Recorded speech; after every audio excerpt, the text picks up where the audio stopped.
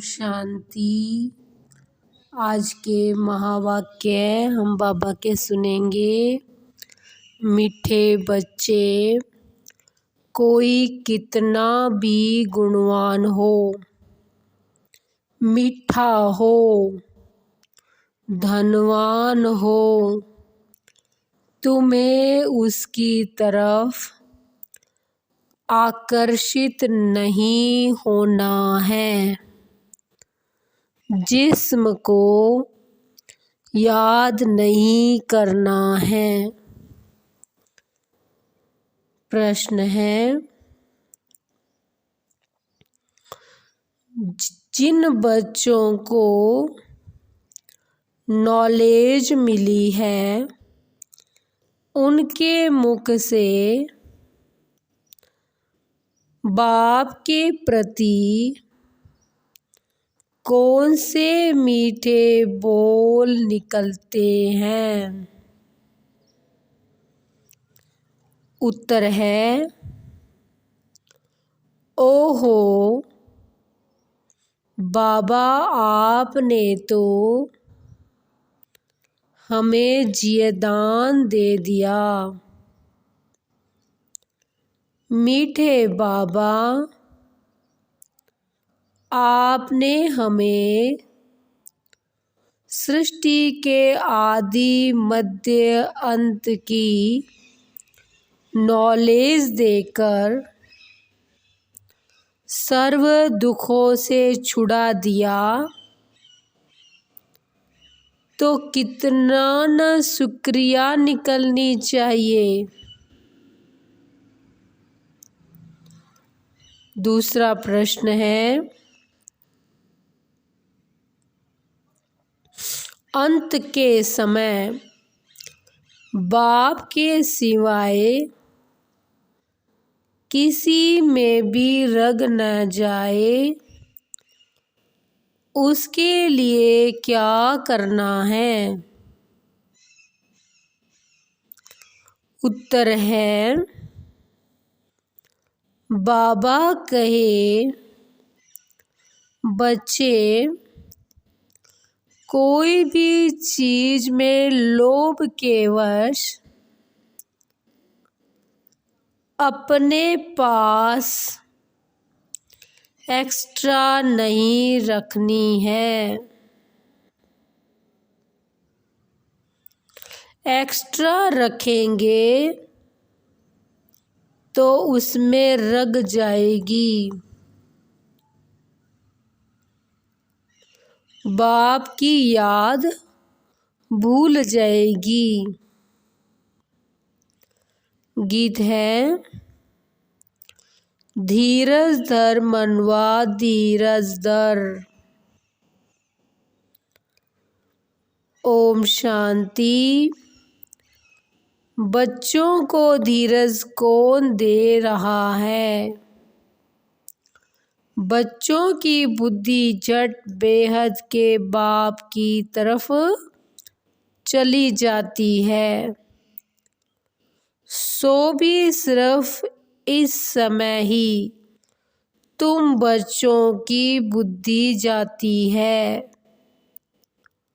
यूं तो बेहद बाप की तरफ बहुतों की बुद्धि जाती है, परंतु उन्हों को ये मालूम ही नहीं है कि यह संगम युग है। बाप आया हुआ है, सबकी एक ही बार पता तो नहीं पड़ सकता।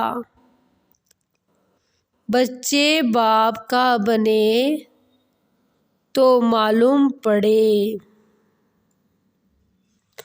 अब तुम बच्चों ने बाप को जाना है। जानते हो बाबा आया हुआ है। बेहद का वर्षा दे रहे हैं। जो 5000 वर्ष पहले तुमको दिया था, वह आते ही है बच्चों को बेहद स्वर्ग का वर्षा देने। वह बेहद का बाप होते हुए फिर पढ़ाते भी हैं। भगवान यानी बाप। फिर भगवानुवाच अर्थात पढ़ाते हैं। पढ़ाते क्या है वह भी तुम बच्चे समझते हो। हम बाप के सम्मुख बैठे हैं। बाबा कोई शास्त्र तो पढ़ा हुआ नहीं है, ये दादा पढ़ा हुआ है। उनको कहा ही जाता है ज्ञान का सागर, ऑलमाइटी अथॉरिटी। खुद भी कहते हैं मैं सभी वेदों शास्त्रों आदि को अच्छी रीति जानता हूँ। यह सब भक्ति मार्ग की सामग्री है। यह मेरे रचे हुए नहीं है। पूछा जाता है ये शास्त्र कब से पढ़ते आए हो, तो कहते हैं यह परंपरा से चला आया है। बाबा कहते हैं मेरे को तो कोई पढ़ाने वाला नहीं है, न मेरा कोई बाप है, और सब गर्भ में प्रवेश करते हैं, माता की परवरिश लेते हैं। मैं तो गर्भ में आता ही नहीं हूँ जो माता की परवरिश लूँ। मनुष्य की आत्मा गर्भ में जाती है। सतयुग के लक्ष्मी नारायण ने भी तो गर्भ से जन्म लिया, तो वह भी मनुष्य ठहरे। मैं तो इस शरीर में आकर प्रवेश करता हूँ। ड्रामा प्लान अनुसार कल पहले मुआफिक। यह अक्षर कोई नहीं जानते। कल्प की आयु भी किसको पता नहीं है। बाप ही बैठ समझाते हैं मैं तुम्हारा बाप भी हूँ, शिक्षक भी हूँ, सतगुरु भी हूँ। तुम जानते हो यह बाबा मिल्कियत देने वाला है। बाबा स्वर्ग की बादशाही देने आया है। नरक की राजाई थोड़े ही देंगे।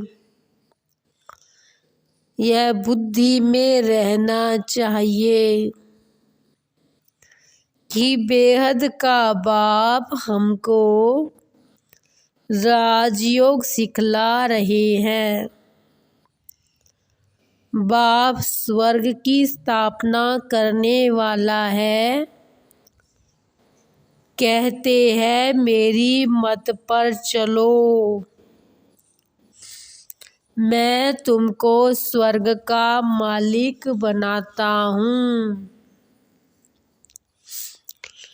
फिर द्वापर से तुम रावण की मत पर चलते हो। सतयुग में तो कोई मनुष्य की मत गति सद्गति के लिए मिलती नहीं, न दरकार है। कलयुग में सब गति सद्गति के लिए मत मांगते हैं। जानते हैं हम कोई समय स्वर्ग में थे, पावन थे, तब तो पुकारते हैं, हे पतित पावन, हे सद्गति दाता, हमको सद्गति दो। सतयुग में यह रड़ी नहीं मारी जाती, अब तुम जानते हो।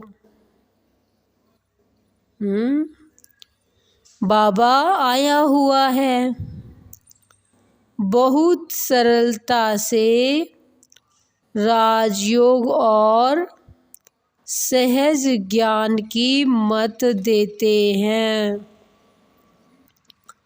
उनकी श्रीमत है, ऊंचे ते ऊंचा है भगवान, उनसे ऊंचा कोई है नहीं, और वह हमारा रूहानी बाप है। रूहानी फादर होने के कारण वह रूहों को ही ज्ञान देते हैं। जिस्मानी फादर होने से बच्चे जिस्मानी नॉलेज उठाते हैं। इसलिए बाबा कहते हैं, आत्म अभिमानी बनो और बाप को याद करो। कोई भी जिस्मानी याद नहीं रहनी चाहिए। तुम आत्मा हो। मनुष्य बल कितना भी अच्छा हो, धनवान हो, मीठा हो, तो भी देहधारी को याद नहीं करना है। एक परम पिता परमात्मा को ही याद करना है। कोई साहूकार का बच्चा होगा तो बाप को ही याद करेगा। गांधी को व शास्त्री आदि को थोड़ी याद करेगा। सबसे जास्ती याद परम पिता परमात्मा को करते हैं। फिर कोई लक्ष्मी नारायण को, राधे कृष्ण को भी करते हैं। समझते हैं यह होकर गए हैं। उन्हों की हिस्ट्री ज्योग्राफी भी है। ऊंचे ते ऊंचा है बाप, वह फिर आएगा जरूर। वर्ल्ड की हिस्ट्री ज्योग्राफी रिपीट होगी। कलयुग के बाद फिर सतयुग आएगा, परंतु यह सिवाय तुम बच्चों के और किसको भी मालूम नहीं। सिर्फ कहने मात्र कहते हैं। हिस्ट्री ज्योग्राफी रिपीट, समझते कुछ भी नहीं। पहले तुम भी ऐसे थे, समझते थे। क्या समझते थे? बरोबर लक्ष्मी नारायण का राज्य था।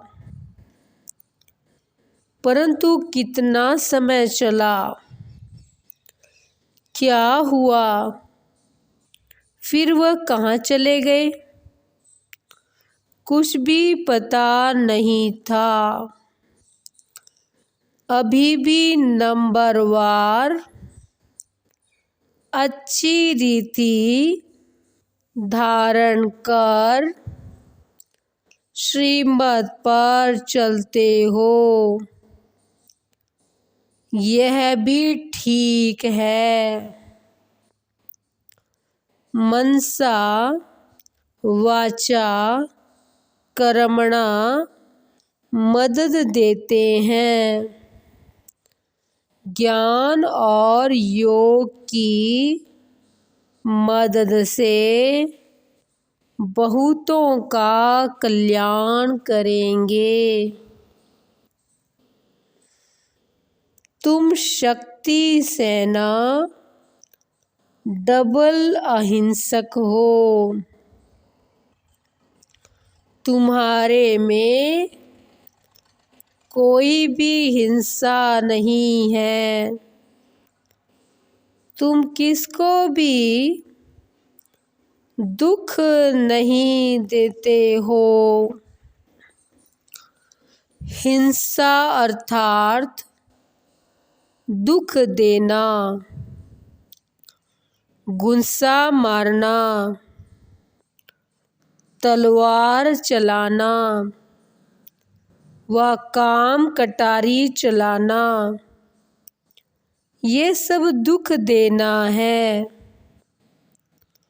तुम कोई भी प्रकार का दुख नहीं देते हो। इसलिए अहिंसा परमो धर्म कहा जाता है। मनुष्य तो सब हिंसा करते हैं, है ही रावण राज्य। मनुष्यों ने तो श्री कृष्ण के चरित्रों में भी हिंसा दिखा दी है। तुम बच्चे जानते हो, श्री कृष्ण तो राजकुमार था। उनके ऐसे चरित्र व जीवन कहानी की बात नहीं। चरित्र है ही ईश्वर के। वही रत्नागर, सौदागर, ज्ञान का सागर, जादूगर है। अरे निराकार परमात्मा फिर सौदा कैसे करेगा? सौदागर तो मनुष्य होगा ना। इन सब बातों को तुम जानते हो। कैसे सौदागर और रत्नागर है, उनको सब क्यों याद करते हैं? हे पतित पावन, सर्व के सद्गति दाता, दुख हरता, सुख करता, महिमा भी एक की है। यह महिमा न तो सूक्ष्म वतनवासी न स्थूल वतनवासी की हो सकती है। यह महिमा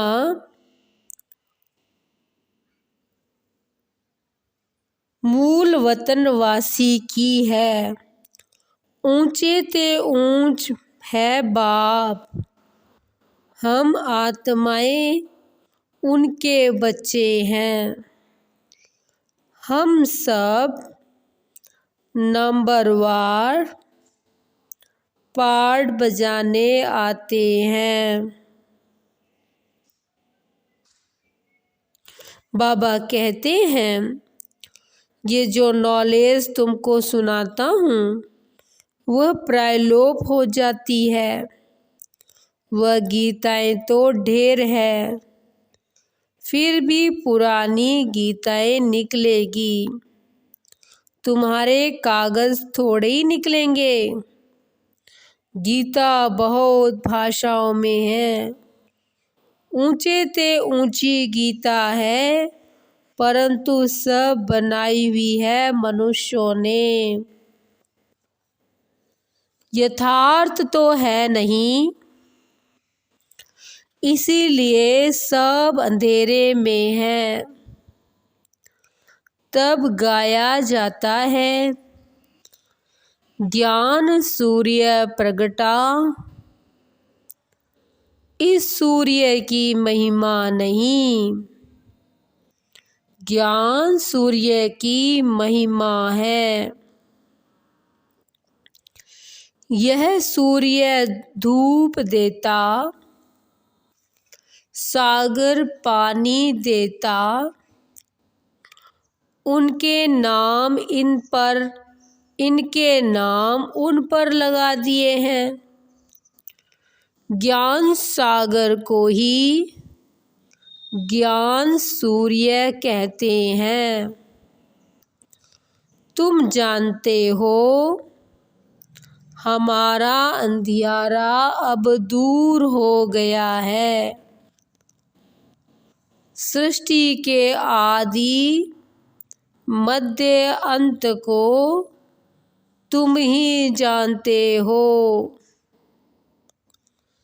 जब रचयिता के पाठ को जानते हो तो औरों के पाठ को भी जरूर जानते होंगे। तुमको नॉलेज मिल रही है। तुम जानते हो यह बाबा बहुत प्यारा है। हमको जीवदान देते हैं, दुख से छुड़ाते हैं, काल के चंबे से छुड़ाते हैं। कोई मरने से बच जाते हैं, कहते हैं डॉक्टर ने जीवदान दिया। तुमको तो एक ही बार ऐसा जीवदान मिलता है जो तुम कभी बीमार नहीं होंगे। फिर यह नहीं कहना पड़ेगा कि फलाने ने जीवदान दिया। ये बिल्कुल नई बात है। अभी तुम जीते जी बाप के बने हो। कोई कोई को फिर माया रावण अपनी तरफ खींच लेती है। उसे कहेंगे रावण रूपी काल खा गया। ईश्वरीय गोद में आकर फिर बदलकर आसुरी गोद में चले जाते हैं। काल ने नहीं खाया, परंतु जीते जी ईश्वर के बने। फिर जीते जी रावण के बन पड़ते हैं। यहाँ धर्मात्मा बने, फिर वहाँ जाकर अधर्मी बन जाते हैं।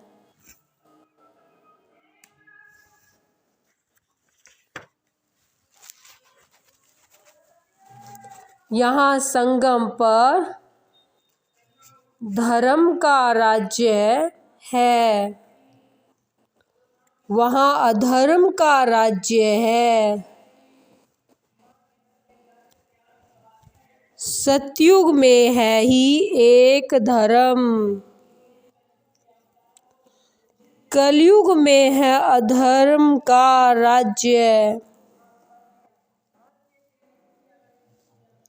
कौरव राज्य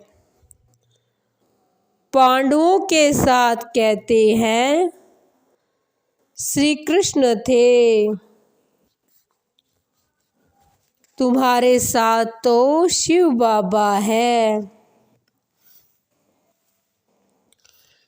जुआ की बात नहीं, राजाई न कौरवों की है न पांडवों की। बाप आकर धर्म का राज्य स्थापन करते हैं, चाहते भी है राम राज्य हो, हम स्वर्गवासी बने, अर्थात ये नरक है। परंतु किसको सीधा कहते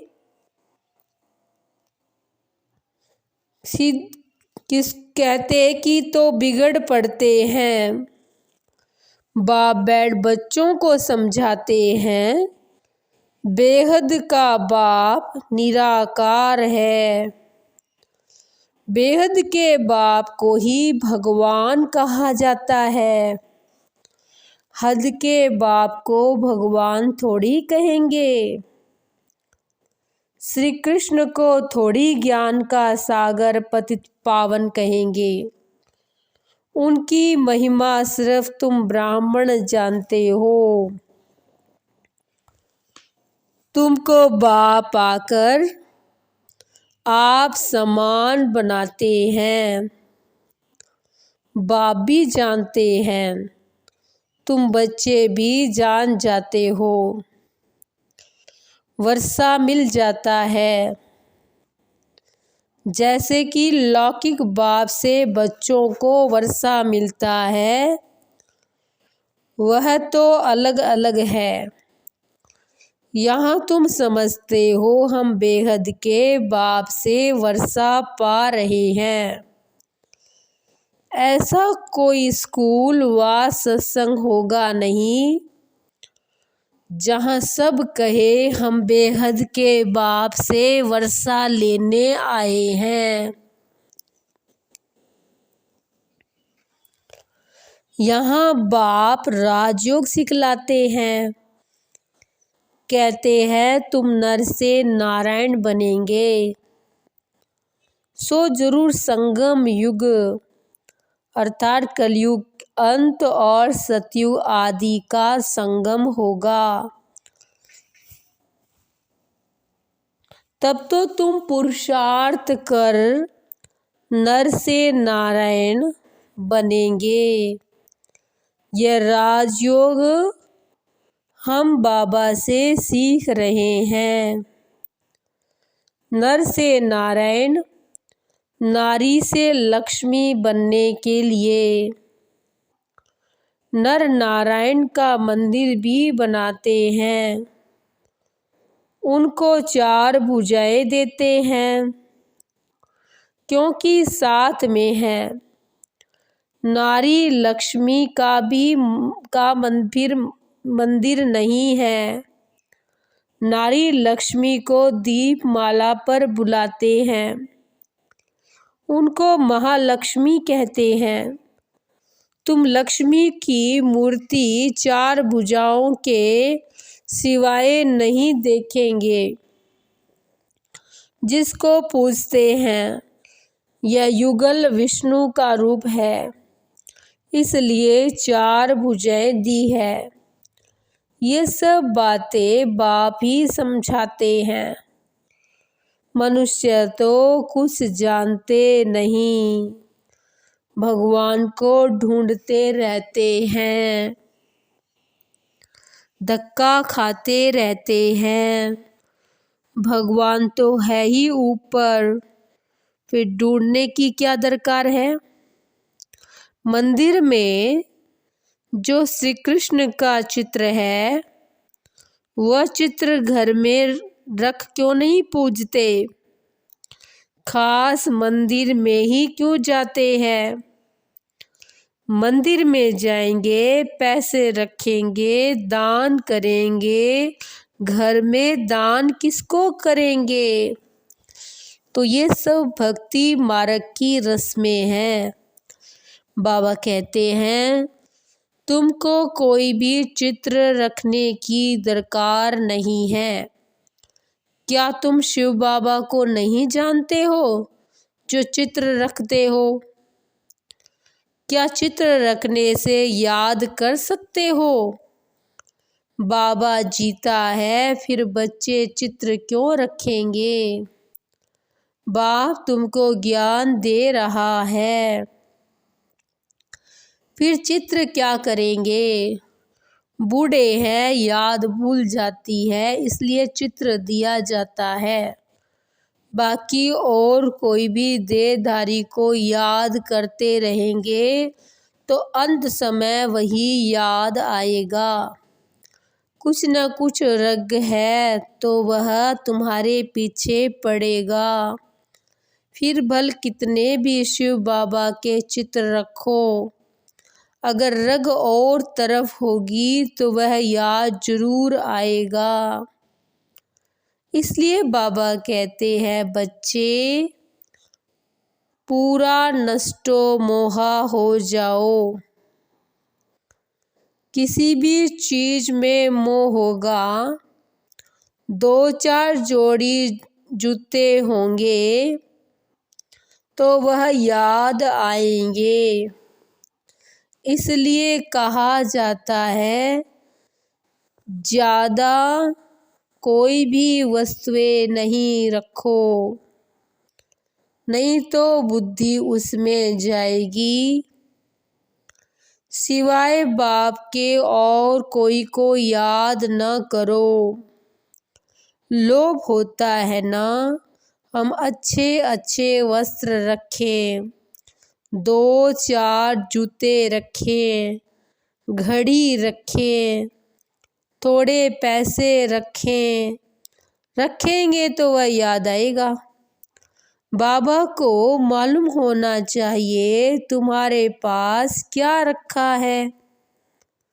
वास्तव में तुमको कुछ भी रखना नहीं है, जो मिलता है वही रखना है।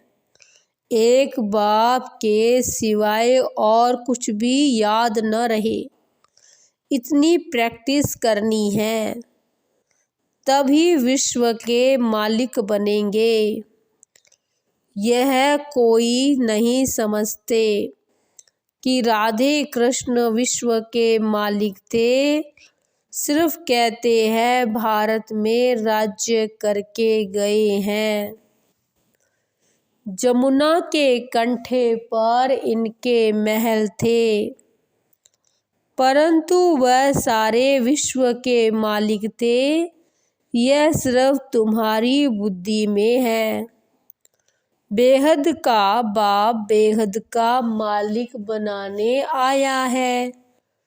प्रजा और राजा में फर्क बहुत है।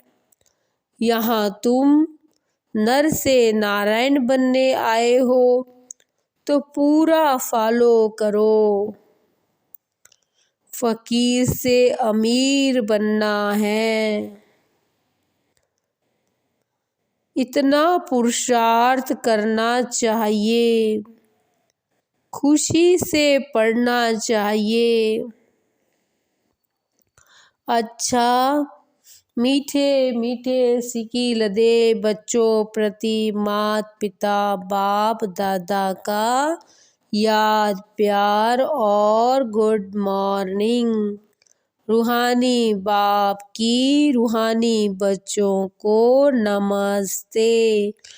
हम रूहानी बच्चों की रूहानी बाप दादा को नमस्ते जी सदा रहेंगे हंसते जी। वाह बाबा वाह, शुक्रिया बाबा शुक्रिया। धारणा के लिए मुख्य सार है। पहला पॉइंट है, ज्ञान योग से सबको मदद करनी है। डबल अहिंसक बनना है। किसी को भी दुख नहीं देना है। दूसरा पॉइंट है, नष्टो मोहा बनना है। किसी भी चीज में बुद्धि की रग नहीं रखनी है। एक बाप की याद सदा रहे, इसकी प्रैक्टिस करनी है। वरदान है, ब्राह्मण जीवन में याद और सेवा के आधार द्वारा शक्तिशाली बनने वाले माया जीत भव। ब्राह्मण जीवन का आधार है याद और सेवा। अगर याद और सेवा का आधार कमजोर है तो ब्राह्मण जीवन कभी तेज चलेगा, कभी ढीला चलेगा। कोई सहयोग मिले, कोई साथ मिले, कोई सरकमस्टांस मिले तो चलेंगे, नहीं तो ढीले हो जाएंगे। इसलिए याद और सेवा दोनों में तीव्र गति चाहिए। याद और निस्वार्थ सेवा है तो मायाजीत बनना बहुत सहज है। फिर हर कर्म में विजय दिखाई देगी। आज का स्लोगन है, विघ्न विनाशक वही बनता है जो सर्व शक्तियों से संपन्न है। अच्छा, ओम शांति।